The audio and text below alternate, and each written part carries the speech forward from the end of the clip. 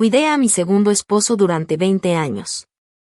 Le lavaba la ropa, le cocinaba, lo llevaba al doctor, me quedaba con él en cada hospitalización. Yo pensaba que eso era lo que una esposa debía hacer. Hasta que un día, lo escuché en el pasillo del hospital hablándole a otra paciente. Le dijo: ella no es más que una cuidadora gratis. Ahí entendí todo. Dijo también que el dinero se lo dejaría a su hijo cuando él ya no estuviera. Fue en ese momento que me di cuenta, no estaba cuidando un matrimonio, estaba atrapada en una estafa. Y decidí que ya era hora de mostrarles lo que era un verdadero ajuste de cuentas. Me senté en esa silla vieja y rechinante al lado de su cama del hospital.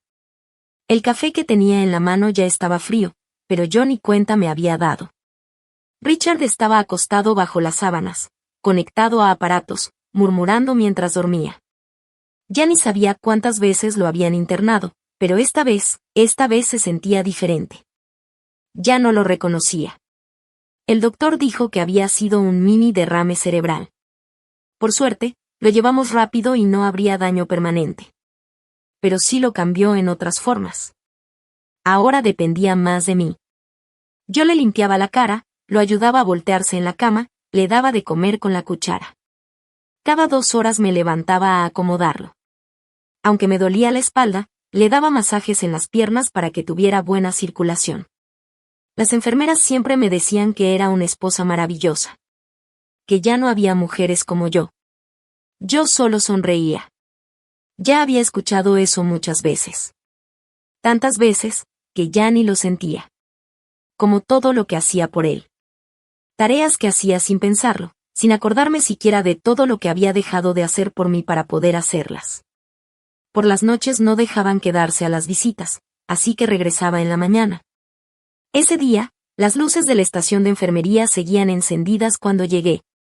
Un joven revisaba unas hojas. Yo entré con café y una bolsa de papel con el desayuno. El pasillo olía a desinfectante tan fuerte que me picaba la nariz.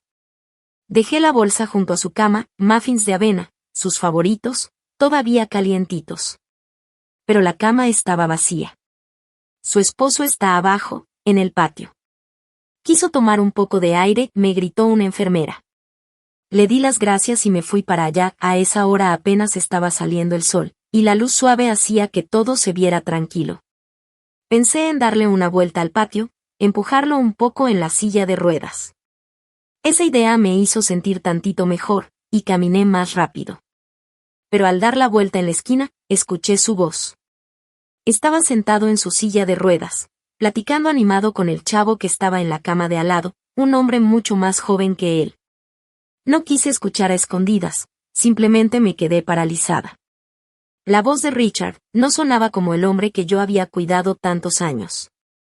Hablaba como si estuviera echando relajo con un compa, con ese tonito presumido y burlón. Dime si no soy el más listo del mundo, dijo riéndose bajito. Tengo más de 60 años y me casé con una mujer más joven. Y no me cuesta ni un peso. Si ella hace todo, cocina, limpia, me lleva al hospital. Rachel encantada de hacerlo todo, dijo con risa floja, estirando las palabras. Un hombre libre, carnal. Eso es tener suerte. Yo me quedé ahí, sin poder moverme, como si mis zapatos se hubieran pegado al piso frío del hospital. No hablaba fuerte, pero cada palabra me golpeaba como un martillazo en el oído. Y ella cree que tenemos una gran relación, siguió diciendo, pero yo ya tengo todo planeado. Cuando me muera, la lana se va a ir a mi hijo. Dylan está medio perdido, pero es mi sangre.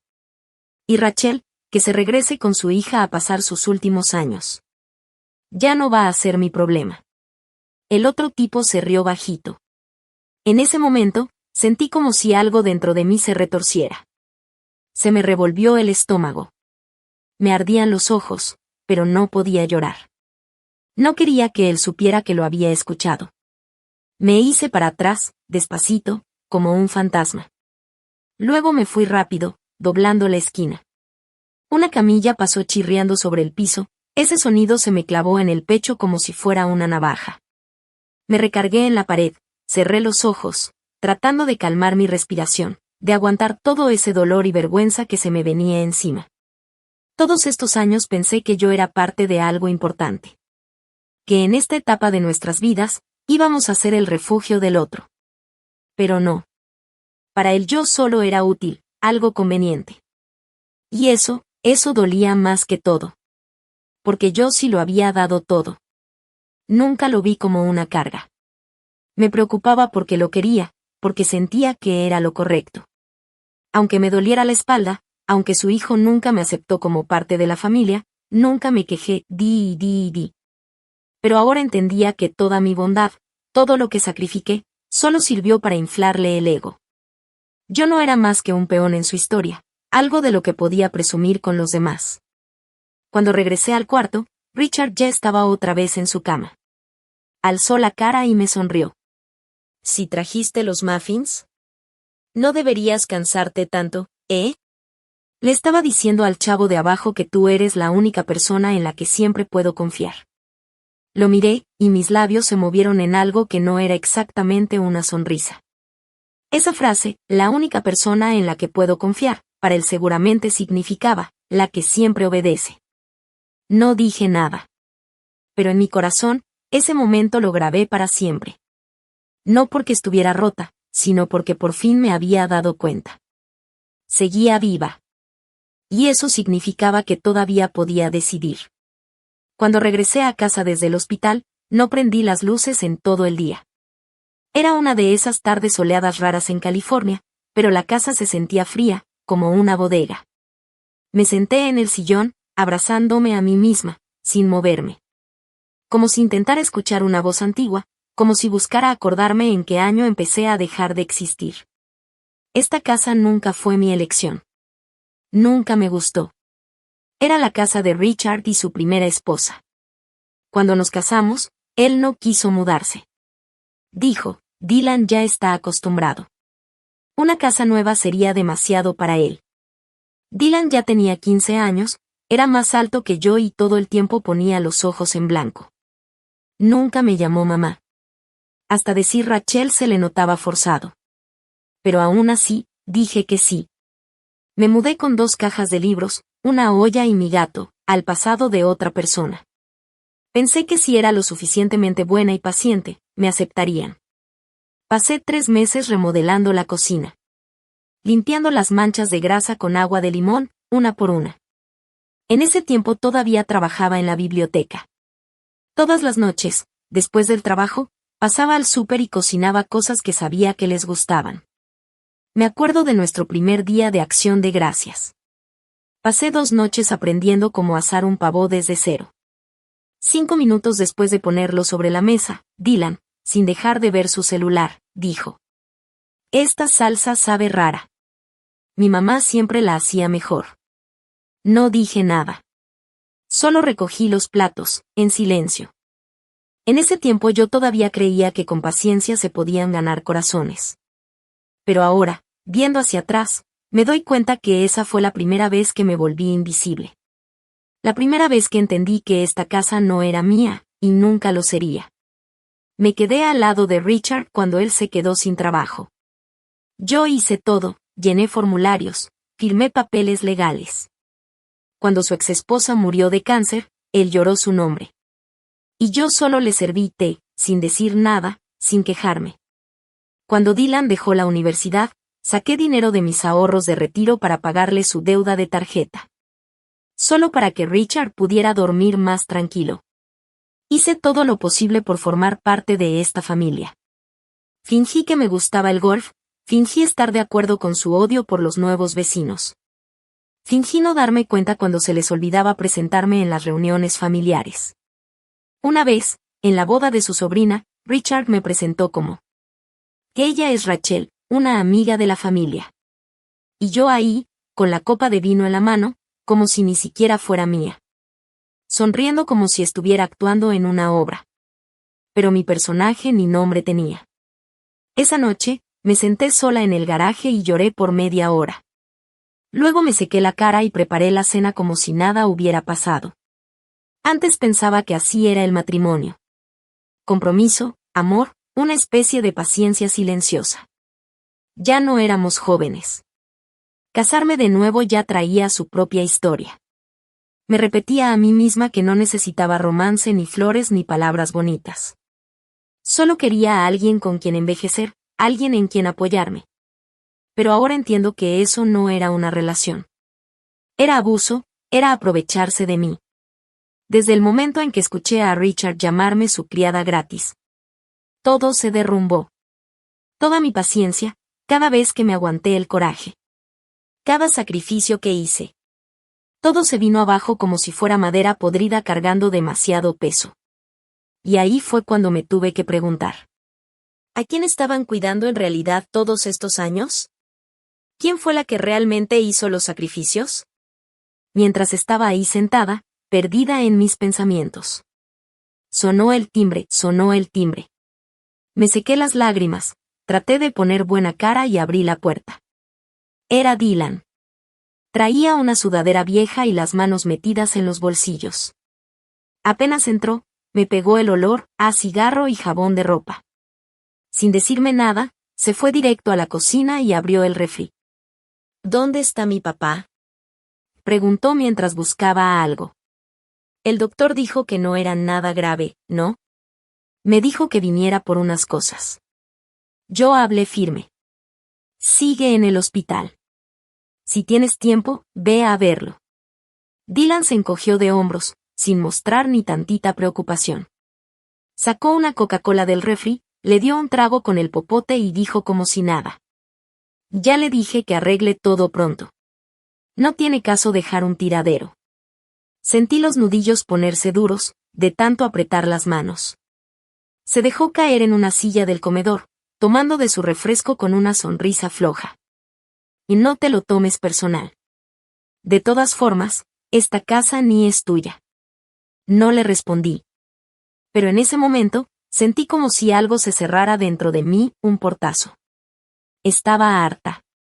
Harta de intentar agradarle. Harta de fingir que era una buena madrastra. Harta de creer que algún día esta casa se iba a sentir como mía. Nunca lo fue. Y ahora sabía que nunca lo sería. Extendí la mano y apagué la luz de la cocina sin hacer ruido.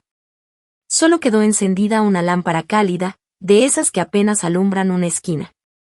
Dylan frunció el ceño, pero yo no dije ni una palabra. El día que dieron de alta a Richard, el sol brillaba tan fuerte que hasta dolía. Mientras la enfermera lo empujaba en la silla de ruedas hacia la salida del hospital, él sonrió. Se siente bien estar en casa. Yo también sonreí, pero fue una sonrisa falsa, vacía. No me llegó a los ojos. Hogar, ya no era una palabra que tuviera sentido para mí. Ni confianza. Esa casa, después de 20 años, todavía se sentía como si me la hubieran prestado. Hasta el aire parecía de alguien más. Me estacioné al fondo de la entrada y lo ayudé a subirse al coche. En cuanto se sentó, empezó a quejarse. Este asiento está muy duro. No dije nada. Solo le acomodé el cinturón. Al salir del hospital, lo miré por el espejo retrovisor. Tenía los ojos cerrados, la cabeza recargada hacia atrás. Como un rey viejo, esperando que lo atendieran. Al llegar a la casa, hice lo de siempre. Le serví un vaso de agua, le abrí la cama y le puse su cobija verde olivo, la que más le gustaba. Se acomodó en el sillón, prendió la tele y me pidió que le trajera su álbum de fotos de Alaskan Hunter. Todo volvió a su rutina normal, como si nada. Sin culpa, sin pausa, como si aquella conversación en el pasillo del hospital nunca hubiera pasado. Pero yo sabía que sí. Todo había cambiado. Unos días después, empecé a revisar sus cuentas del hospital. Esa tarde me senté en el estudio, revisando el archivador gris oscuro. Formularios del seguro, recibos, cuentas médicas, avisos. Mientras pasaba las hojas una por una, sentía un pequeño alivio en mis nudillos resecos. Tenía todo bien organizado. Carpetas azules para gastos médicos, rojas para estados de cuenta, amarillas para seguros privados. Entonces, una hoja se resbaló de la carpeta amarilla y cayó boca abajo en la alfombra. Me agaché para levantarla sin pensarlo. Pero en cuanto leí la lista de beneficiarios, sentí como si algo me cortara el pecho con una navaja sin filo. Beneficiario principal 1, Dylan Moore. Beneficiario principal también, Emily Moore, ex esposa. Mi nombre no estaba. Ni siquiera como secundario. Miré ese papel y me empezaron a temblar los dedos. No era por el dinero. Yo nunca esperé una gran herencia. Pero después de 20 años juntos, pensé que, al menos, mi nombre estaría ahí. Aunque fuera por respeto. Aunque fuera una sola línea que dijera, tú importas. Pero ahora lo entendía. No estaba en su futuro, ni siquiera en su otra vida. Yo había estado ahí en todo. Noches desvelada haciendo sus impuestos. A su lado cuando le dio aquella hemorragia. Escribiendo su discurso de jubilación. Y de pronto, todo se sentía como una broma cruel. Todo estaba planeado, firmado, archivado con cuidado. Menos una cosa, yo. Yo, la mujer que se había convertido en solo una pasajera más en su viaje. Guardé el papel en su carpeta, sin hacer ruido. Esa noche cenamos lasaña. Le dio un bocado, frunció la cara y dijo: esto no sabe bien. Hay algo raro. Le contesté, sin rodeos. No usemos arella. Frunció el ceño. ¿No te dije que no me gusta sin queso? Me quedé callada. Me miró raro y murmuró: últimamente te estás portando diferente. Lo miré directo, con voz tranquila, como el agua. Quizá, es que últimamente te veo más claro. Se quedó unos segundos en silencio, esperando que dijera algo más. No lo hice. Después de cenar, hizo lo de siempre. Se echó en el sillón, cerró los ojos y dijo que iba a descansar. Nervios. Me senté enfrente, en una silla, con un libro en las manos. Que nunca abrí. Una sola pregunta me daba vueltas en la cabeza. ¿Cómo sigues cuidando a alguien que te ha borrado por completo de su testamento, de sus planes, de todo lo que importa? Durante 20 años pensé que era parte de un contrato llamado matrimonio. Pero ahora lo veía por lo que realmente era, un trabajo sin sueldo. Me habían contratado usando cariño como pago, compasión como recompensa y silencio como castigo. Eso no era amor. Era abuso, disfrazado de amabilidad. Cuidado, educado, pero abuso al fin. Y lo peor es que yo había aceptado ese trato. Pero eso iba a cambiar. Él iba a saberlo. Cerré el libro, me levanté sin hacer ruido y fui a la cocina.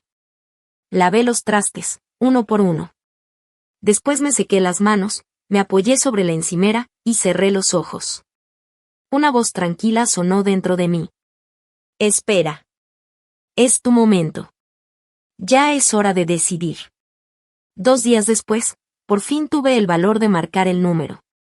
El teléfono sonó 3 veces, y luego escuché su voz. La voz de Nueva York, flotando como una brisa tibia de primavera. Hola, cariño. ¿Eres tú? Estaba regando las lilas. Casi no escuché que sonaba el teléfono. Se me hizo un nudo en la garganta. Tardé en poder hablar. ¿Tienes tiempo para platicar? Le pregunté. Ella lo notó de inmediato. Algo en mi voz la hizo entender todo. Su tono cambió, suave, pero firme. ¿Dónde estás? Vente para acá. No tienes que explicar nada. Te estoy esperando. Colgué, tomé las llaves y me fui sin pensarlo. Media hora después ya estaba frente a su florería. Ella misma le puso el nombre, Florecer a propósito. Una campanita de viento sonaba suave junto a la puerta. Al lado de un pizarrón que decía: el lenguaje de las flores de hoy, no le debes nada a nadie. En cuanto entré, Nancy me abrazó fuerte. Y algo dentro de mí casi se rompía. Apenas podía aguantarme. Me llevó al patio del jardín y me sirvió un vaso de té de limón con menta. No lo tomé. Solo lo miraba. Ella se sentó a mi lado, sin decir nada. Viendo unas tijeras de podar rosas que estaban sobre la mesa. Después de un rato, habló. Siento como si me hubieran partido en 2 por años, y mi cuenta me había dado. No dijo nada más. Solo me escuchó. Respiré hondo y solté todo. Le conté lo que escuché en el hospital. Los papeles del seguro de vida. La forma fría de Dylan. El silencio constante de Richard. Hubo un momento en que mi voz ya casi no se escuchaba. Pensé que solo era un poco anticuado, susurré. No me di cuenta de que nunca me vio como parte de su familia. Nancy por fin habló. Su voz sonó firme, clara y fuerte. Rachel, él no te veía como familia, porque ni siquiera te veía como una persona. Te veía como trabajo. La miré, sin saber qué decir. Rachel, continuó, tú no eras su esposa. Era su muchacha, y ni siquiera te pagaba. Se quedó callada. Con la mirada firme, igual de fuerte que ese arbolito de su jardín que da flores todo el año. Tienes que despertar. Tengo 60 años, murmuré. No sé a dónde ir, ni qué haría ahora. Ella no dudó ni un segundo. Y vete con tu hija, o quédate aquí, en el cuarto de arriba de la tienda. El último que vivía ahí ya se fue. La verdad, me encantaría tenerte cerca. Solté una risita amarga. Los cambios nunca se me han dado, Nancy, no estoy segura de poder. Escúchame, me dijo, inclinándose un poco. ¿Sabes cómo salí de mi matrimonio? Negué con la cabeza. Mi ex se fue con su secretaria. Yo tenía 29 años, un niño chiquito, muchas deudas. Y una familia que me decía, aguántalo, es tu cruz. ¿Y sabes qué les dije? La miré. Ella me vio directo a los ojos y dijo. Y les dije, prefiero comer sopas instantáneas toda mi vida. Que seguir fingiendo que un hombre inútil merece mi dignidad. Me reí. De verdad me reí. La primera vez en 2 semanas que algo me hacía reír de verdad. Ella me dio una palmadita en la mano. No eres débil, Rachel. Eres demasiado buena. Tan buena que aceptaste vivir encerrada en una jaula que otro construyó para ti. Bajé la cabeza. Me ardían los ojos.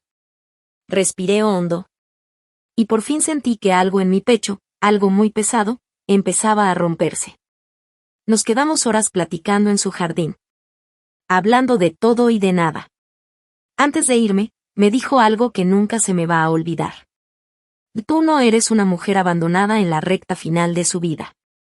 Eres una mujer que, por fin, decidió dejar de ser leal con la gente equivocada. Cuando salí de su tienda, no volteé para atrás. Sabía que en cuanto uno empieza a caminar hacia adelante, de verdad a caminar, ya no hay por qué regresar. Cuando llegué a la casa ya era de noche. Todo se sentía vacío. Ese tipo de silencio que se pega a las paredes, como si fuera parte de la pintura. Abajo, la tele seguía prendida. Richard había dejado algún programa de finanzas puesto. Un señor hablaba sin parar sobre la bolsa de valores.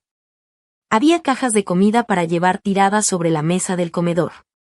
Una tapa abierta y las papas fritas regadas por todos lados. En el fregadero, las tazas de café de la mañana flotaban en agua sucia. Me quedé ahí, parada en la puerta. No prendí la luz. No me moví. Solo miré en todos esos días desde que Richard regresó a la casa. Ni siquiera se tomó la molestia de fingir. Ni un gracias, ni un ¿cómo estás? Simplemente me ignoraba, como si mi presencia fuera tan normal que ya ni notaba que yo estaba ahí. Como si diera por hecho que yo siempre me iba a quedar. Pero esta vez, ya no. Esa noche me senté en el estudio y saqué una foto vieja. Era de Sandra, mi hija del primer matrimonio, y yo. El día de su graduación de la universidad.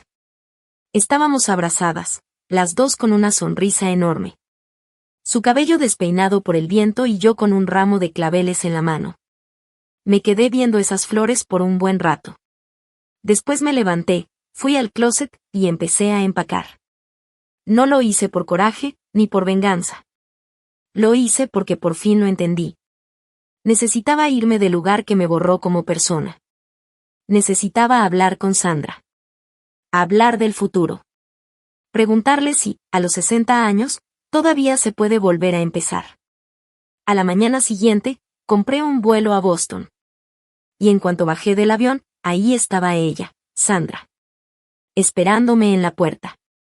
Traía un abrigo de lana verde oscuro. El cabello recogido en un chonguito sencillo. Y en los ojos, esa mezcla de preocupación y cariño que solo una hija puede tener. En cuanto pasé la maleta por la puerta de llegadas, ella corrió a mí y me abrazó con fuerza, rodeándome los hombros. Y ahí entendí algo muy profundo. Todavía había alguien en este mundo que se preocupaba por mí. No por lo que cocino. No por doblar la ropa. No por encajar en un papel que alguien más escribió. Solo por ser yo. No te ves bien, dijo en voz baja, mirándome a la cara. Y no he dormido mucho, le respondí, intentando sonreír. Pero mi voz salió ronca. Ella no me presionó. Solo tomó mi maleta y caminó conmigo hasta el estacionamiento. Casi no hablamos en el camino. Llegamos a su casa. Una cabañita de 2 pisos en un barrio tranquilo de Boston. Con un jardincito al frente que ella misma cuidaba. En la entrada, una capa de nieve y un letrero de madera que decía: Bienvenida a casa. Ahí parada, sentí un nudo en la garganta. Y un ardor en la nariz de esas lágrimas que uno ya no puede contener. Entra, mamá, dijo despacito. Hice sopa de calabaza. La cocina era justo como la recordaba. Limpia, luminosa, cálida. La mesa ya estaba puesta, con una canasta de pan integral en rebanadas. Me senté. Ella sirvió la sopa caliente y se sentó frente a mí. Luego, con una voz tranquila, llena de espacio y comprensión, me dijo: Dime qué pasó. Bajé la mirada para soplar la sopa. Pero las lágrimas me ganaron y cayeron dentro del plato.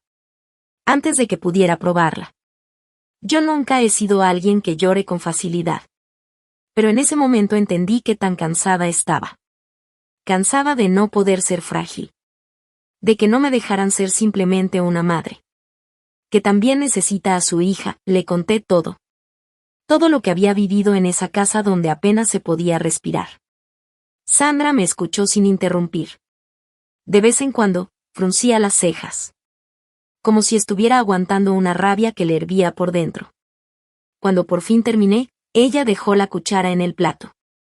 Y habló con una calma firme, pero con fuerza escondida. Él violó tu dignidad, mamá. Te quitó el derecho a vivir libremente. Le di una sonrisa triste, algo amarga. Pero yo lo permití, durante 20 años, le dije en voz bajita.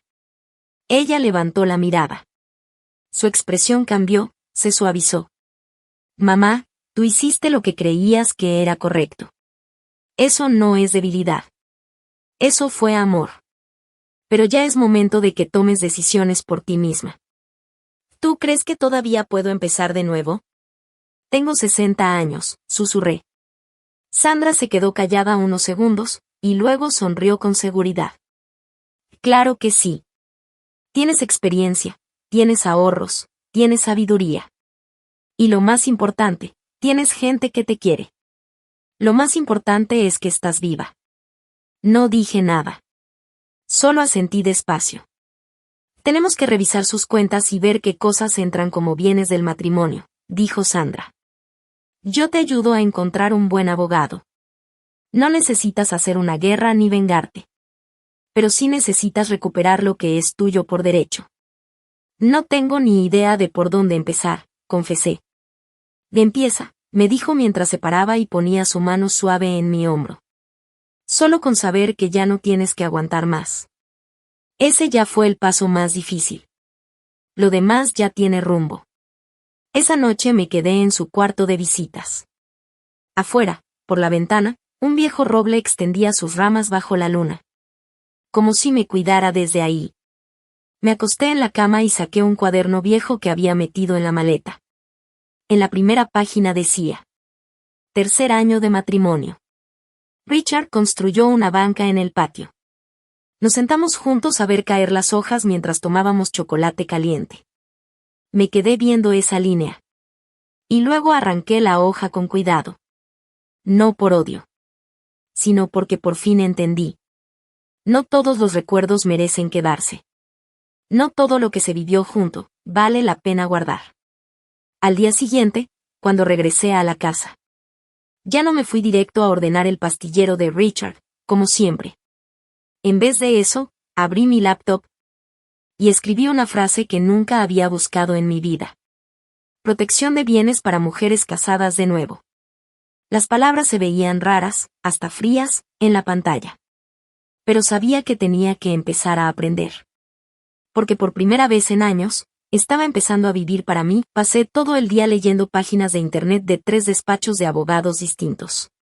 Viendo más de una docena de casos sobre divorcios y cómo se reparten los bienes en la vejez.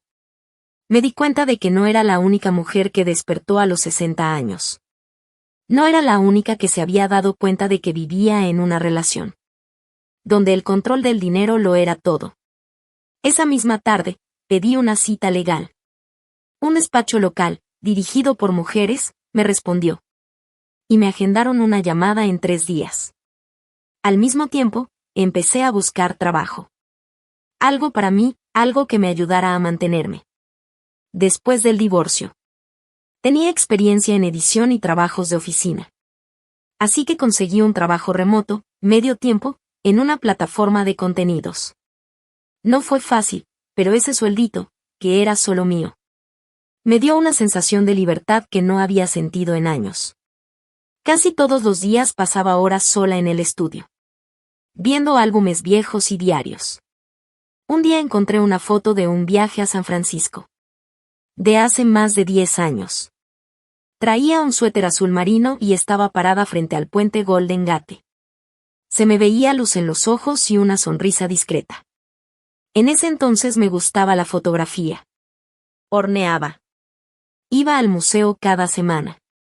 Incluso escribí un pequeño artículo sobre historias de mujeres.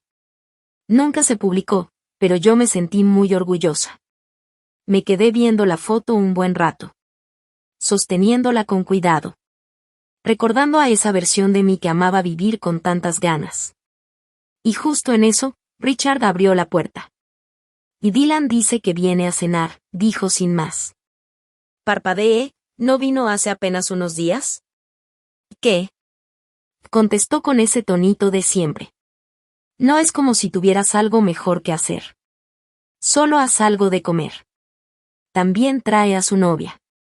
No discutí. Me di la vuelta y fui a la cocina. Pero esta vez no me maté cocinando. Saqué un par de comidas congeladas y preparé 2 ensaladas de lata. Sin esfuerzo, sin ganas de impresionar. Ya no iba a desperdiciar energía en quien no la merece. Que coman, o no. Cuando llegaron, yo ya estaba sentada en la mesa. Revisando un manuscrito que no había terminado. La voz de Dylan fue la primera en romper el silencio. Dios, aquí huele como asilo. ¿Cómo aguantas esto, papá? Su novia se rió y dijo. Me dijiste que Rachel era como ama de llaves y chef. Esto es peor que pedir comida. No levanté la vista. Solo pasé la página. Dylan fue a la cocina, revisó el refri, volvió y golpeó la mesa. ¿Que esto es todo lo que hay para cenar? Sabes que mi papá tiene presión alta, ¿verdad? Lo miré directo, y con voz firme dije. Y si no te gusta, eres libre de comer en otra parte. Richard frunció el ceño, tratando de calmar las aguas. Rachel, no lo dijo en serio. No tienes que ponerte así. Dejé mis papeles. Y lo miré directo a los ojos. ¿Así que ahora el estrés justifica ser grosero? Dylan soltó una risa burlona y volteó a ver a su novia. ¿Ves lo que te digo? Con esa actitud, no me sorprende. Que mi papá no la haya puesto en su seguro de vida. ¿Qué? Y dijo la chava, fingiendo estar impactada. ¿Entonces para qué sigue aquí? Dylan se encogió de hombros. No sé. Supongo que le da satisfacción. Hacerla de enfermera gratis para un viejito. Me puse de pie despacio. Mi voz era fría, dura, como filo. Lo que me dolió no fue quedarme fuera del testamento. Fue darme cuenta tarde de que tu papá no es más que un cobarde disfrazado de caballero. La sala se quedó en silencio. Me giré hacia Richard. Todo lo que hice por ti durante estos años. No fue por necesidad, ni por debilidad. Fue porque creí en ti. Me equivoqué. Pensé que valía la pena. Luego miré a Dylan, directo a los ojos. Mi voz se volvió más firme. Y no necesito que me recuerdes que no soy tu madre. Nunca quise ese lugar. Pero soy más humana que tú. Porque sí entiendo el respeto. La gratitud y la decencia básica. Miré la mesa una última vez. Y lo dije fuerte, sin temblar. Esta es la última comida que comes en esta casa. Hecha por mis manos. A partir de hoy. Nos separamos. Ya pedí el divorcio. Mi abogado ya está trabajando en eso. La cara de Richard se puso blanca. Y luego se le subieron los colores. Se paró de golpe. Rachel, no puedes. Claro que puedo. Lo interrumpí. Y déjame decirte algo. Esto no es un arranque de enojo. Es una decisión. La más clara que he tomado en 60 años. Me di la vuelta, entré a la recámara. Cerré la puerta y abrí el cajón. Saqué la carta de confirmación del despacho de abogadas. Y la pegué por dentro de la puerta, justo donde la vería cada día. Ese momento no se trataba solo de dejar esa casa. Se trataba de volver a mí. La mañana que me fui, la calle estaba extrañamente callada. Empaqué ligero, 2 maletas, una carpeta. Y una bolsita con medicinas. Nancy llegó puntual, no me hizo preguntas. Solo recogió una bolsa con libros de la puerta. Y me dio una mirada de esas que lo dicen todo. Richard se quedó parado en la puerta de la cocina. Con los brazos cruzados, recargado en el marco. Su cara tenía esa mezcla entre burla y sorpresa. No dijo nada, pero su mirada lo decía todo. Ándale, demuéstralo. Seguro pensó que solo estaba exagerando. Que solo necesitaba desahogarme tantito. Que al rato me iba a calmar y regresar como siempre. Después de un momento dramático. Ni siquiera intentó detenerme. Pero yo sabía perfectamente lo que significaba ese silencio suyo. Era su truco más viejo. Hacerse el indiferente para controlar. Hacerse el fuerte ignorando. Pensaba que su silencio le daba poder. Pero esta vez, se equivocó. No dije mucho. Solo solté una frase antes de cerrar la puerta. Si quieres que alguien te cocine la próxima vez, mejor págale un sueldo. Cerré la puerta con un sonido seco y tranquilo. Sin lágrimas. Sin pena. Solo paz. El departamento de Nancy, allá arriba de su tienda, era chiquito. Como de 40 metros cuadrados. Pero estaba limpio, calientito, y lo mejor de todo, era mío. Tenía su cocinita, una ventana que daba al poniente. Y justo afuera, su jardín estaba lleno de flores. Los tulipanes habían estallado de color. Como si me dieran la bienvenida. Me senté en la orilla de la cama. Y vi cómo la luz del atardecer caía sobre el piso de madera. Y por primera vez en mucho, mucho tiempo. Sentí algo que se parecía a la paz. Nadie me necesitaba. Nadie me decía qué hacer. Nadie me menospreciaba. Solo estaba yo. Esa noche cociné para mí. Algo que no hacía en años. Horneé calabaza, preparé una ensalada con queso de cabra y nueces. Y me serví una copita de vino blanco bien frío. La estufa hacía un ruidito rico. Una brisa con olor a flores entraba por la ventana. Me senté sola, en una mesita. Escuchando un disco de jazz clásico que Nancy me regaló. Cantando bajito mientras comía. Después de cenar, abrí mi compu y entré a mi trabajo de edición. El editor me había dejado un mensaje. Tu corrección fue excelente. Si te interesa. Nos gustaría darte más trabajo seguido. Sonreí. Pero no una sonrisa de esas de compromiso. Una verdadera. De esas que nacen del agradecimiento con una misma. Por haber tenido el valor de irse. Pensé que Richard me buscaría pronto. que se enojaría. Pero no. Solo mandó 2 mensajes de texto. ¿Cuánto tiempo planeas seguir con esto? ¿De verdad crees que no te vas a arrepentir? No respondí. Nancy solo me dijo: no mires atrás. Si en verdad le pesara, sabría cómo pedir perdón sin que se lo dijeras. Dylan nunca regresó. Tal vez creyó que sin mí, la casa se sentiría más libre. Pero tarde o temprano iban a darse cuenta de lo que realmente habían perdido. No solo a la mujer que los cuidaba y mantenía todo funcionando. Perdieron a la única que aún conservaba algo de dignidad. En ese hogar roto. Poco a poco, empecé a crear un nuevo ritmo. Una nueva rutina. Una nueva vida en esta comunidad que ahora era mía. Los lunes, miércoles y viernes trabajaba medio tiempo. Los fines de semana ayudaba a Nancy en su florería. Y en el tiempo libre que me quedaba, me metía a clases de escritura. En el colegio comunitario de aquí cerca. Aprendiendo a contar mi historia con fuerza y sin miedo. Hasta empecé un blog para mujeres mayores. Se llama Renacimiento. La primera entrada se titulaba Dejar la casa sin nombre en el buzón. Después de la separación, mi vida no se volvió mágica ni perfecta. No hubo finales de cuento ni alegría instantánea. Pero al menos dejé de esperar que alguien más decidiera si yo merecía ser bien tratada. Una mañana nublada, me vi con la abogada. Sandra se tomó el día libre para acompañarme al despacho que ella confiaba, Willow y Hartman. Una firma chiquita que se especializa en divorcios y protección financiera para mujeres mayores. La oficina estaba arriba de una librería de libros usados. Al entrar, el aire olía a papel viejo y café recién hecho.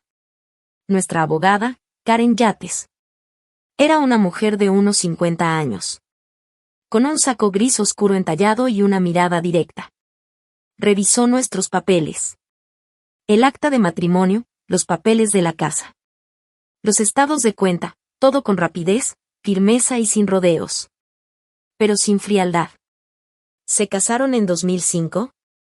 Preguntó. Sí, respondí. ¿Y la casa ya estaba a su nombre desde entonces? Sí. ¿Durante el matrimonio usted no tuvo ingresos propios? No. ¿Y fue la principal cuidadora de Richard cuando enfermó? Sí, dije con voz bajita. Karen tomó notas, luego me miró directo. Rachel, tienes derecho a más de lo que piensas. Parpadeé, sorprendida. Karen me explicó con calma. Según la ley de California, puedes reclamar una parte justa de los bienes matrimoniales, incluyendo el crecimiento de las cuentas de retiro.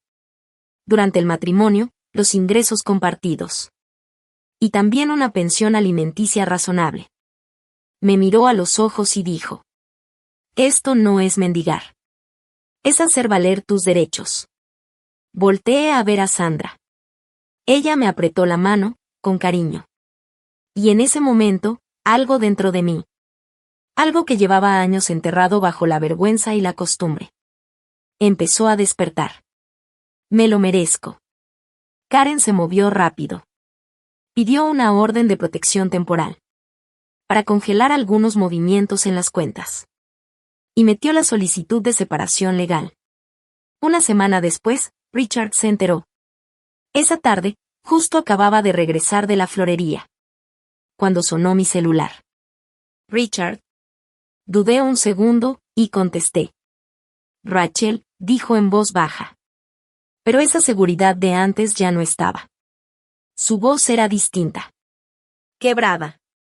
Había algo frágil en ella. ¿De verdad piensas llevar más de 20 años de matrimonio a la corte, por algo tan insignificante? Me dijo Richard por teléfono. Yo no dije nada. Él siguió hablando. Lo único que estás haciendo es hacer un drama familiar. ¿De verdad crees que una abogada de segunda como Karen puede ganarte algo?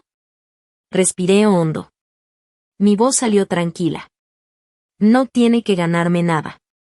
Solo tiene que ayudarme a recuperar lo que ya es mío. Hubo silencio. No esperé a que dijera algo más. Colgué. Unos días después, Dylan se apareció afuera de la florería, rojo de coraje. ¿Quieres arruinarnos? Me soltó de golpe. Lo miré directo a los ojos. No le dije nada. Él siguió.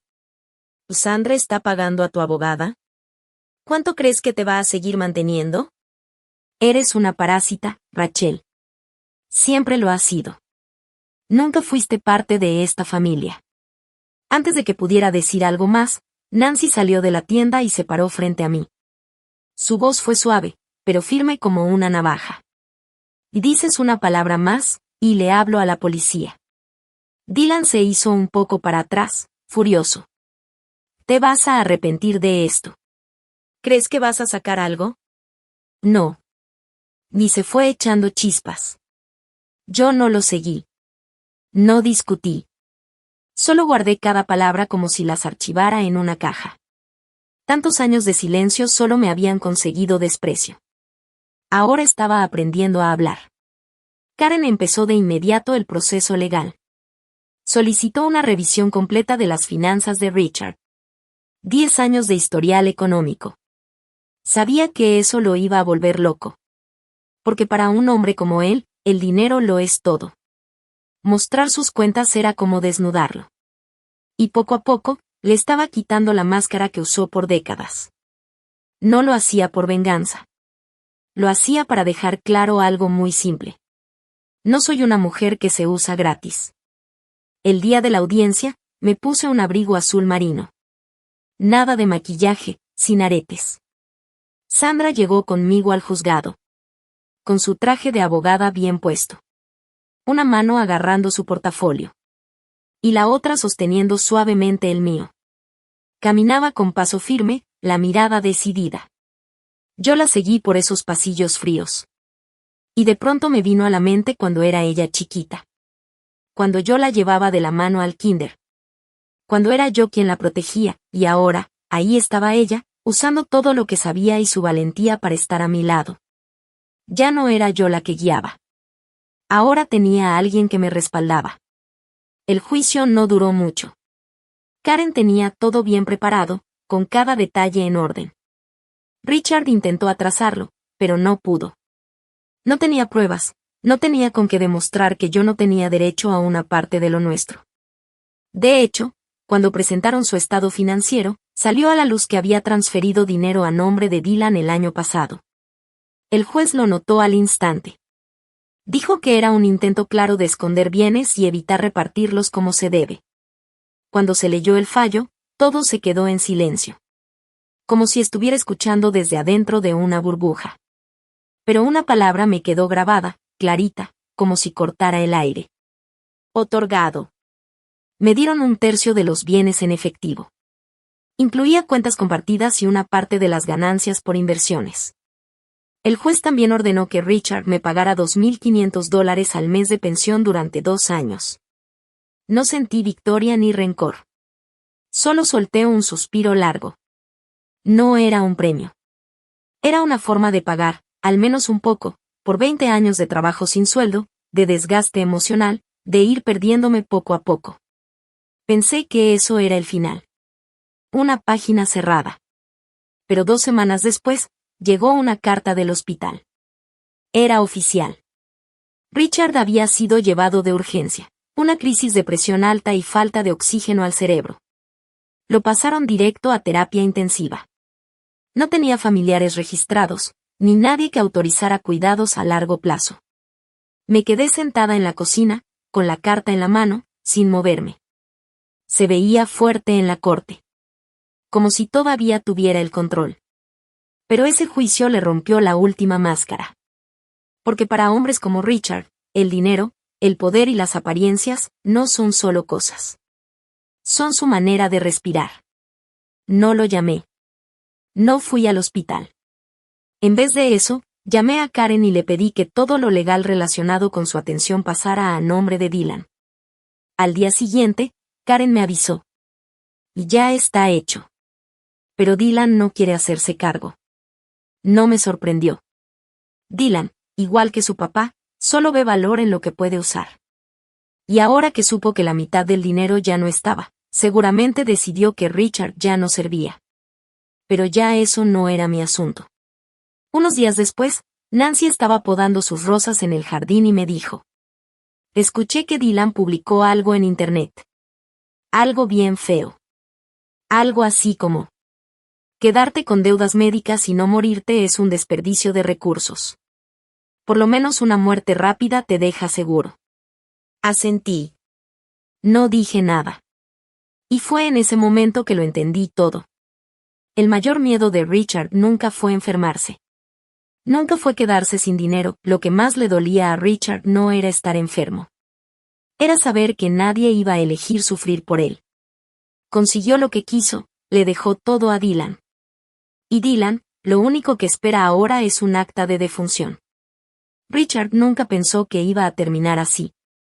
Y yo nunca pensé que, estando él al borde de la muerte, no sentiría absolutamente nada. Ni lástima.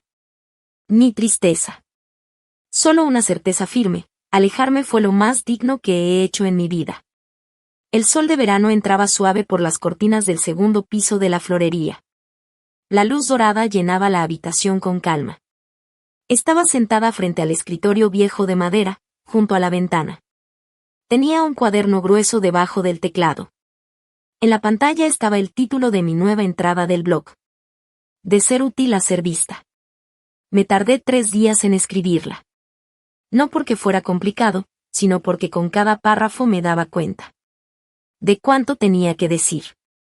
Por primera vez, contaba mi historia con mi propia voz. Ya no hablaba desde lo que alguien más quería que yo sintiera. Ya no le daba vueltas al dolor. Ahora soy editora freelance registrada. Cada mes colaboro con 2 páginas de estilo de vida y manejo mi propia columna por suscripción. Tengo pocos lectores, pero muy sinceros. Me dejan mensajes como: tus palabras se sienten como agua calientita, suave pero fuerte. Gracias por tu valentía, me ayudas a encontrar la mía. Ese día, Sandra voló desde Boston para visitarme. Bajó del camión agitando una bolsita de papel. Te traje tus brownies favoritos, me dijo, sonriendo. La abracé y vi que afuera de la bolsa había una calcomanía que ella misma había impreso.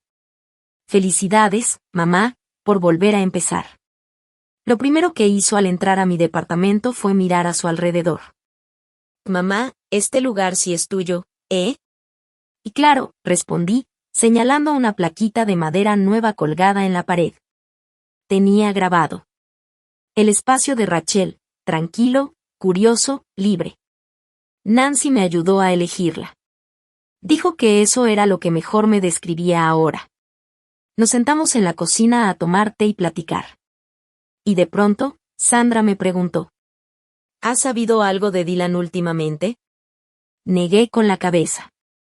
No, y sinceramente, no me interesa. Sandra asintió con la cabeza, sin decir nada más. Las dos sabíamos que, si todavía me importaba lo que pasaba en esa parte de mi vida, entonces no la había dejado del todo atrás. Pero sí. Ahora podía decirlo sin miedo. Lo que se caiga en su mundo, ya no es mi problema. Después de cenar, Sandra sacó una carpeta con casos que tenía en su oficina. Eran historias de mujeres mayores que habían logrado independencia financiera. Empecé a hojear unas cuantas páginas y me topé con una frase subrayada con plumón azul. A cualquier edad, decidir dejar de ser la mujer que siempre agrada, es un acto valiente. Pero la verdadera victoria es sentirte plena sin pedirle permiso a nadie. Doblé la esquina de esa hoja y levanté la mirada. ¿Te acuerdas cuando eras niña y me preguntaste qué tipo de persona quería ser? Sandra sonrió. Dijiste, alguien en quien confíen, pero que nunca den por hecho. Asentí. Y ahora lo entiendo.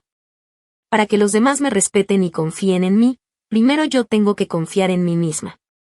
Pasamos el resto de la tarde ayudando a Nancy con su jardín. Estábamos acomodando un nuevo ramo de rosas. Elegí la del centro del florero y escribí su nombre en una etiquetita de madera.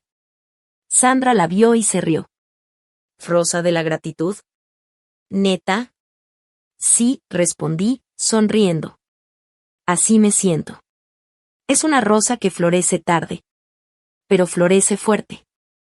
Cuando cayó la noche, las luces de la tienda se fueron encendiendo una por una. Me quedé parada en la puerta, viendo cómo el callejón se llenaba de risas bajitas. El sonido de unas campanitas colgando y la luz de los faros que pasaban a lo lejos. Y ahí me di cuenta. Estaba entrando a una vida totalmente nueva. Ya no me definía en ninguna familia, ni las necesidades de nadie más. Ya no era la mujer invisible del segundo acto de su vida. Solo era yo. Y por primera vez en mucho, mucho tiempo. Eso era más que suficiente.